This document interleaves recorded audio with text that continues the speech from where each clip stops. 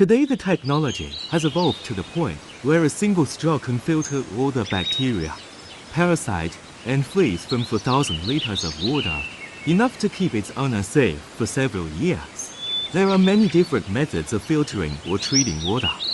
The most common methods are through a cartridge or tube with either activated carbon, UV light, or chemicals. It filters a maximum of 4,000 liters of water, enough for one person for 3 years.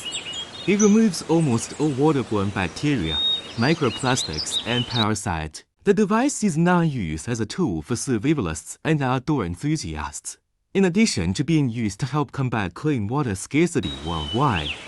The filters can provide clean water without the need for batteries or chemical treatment.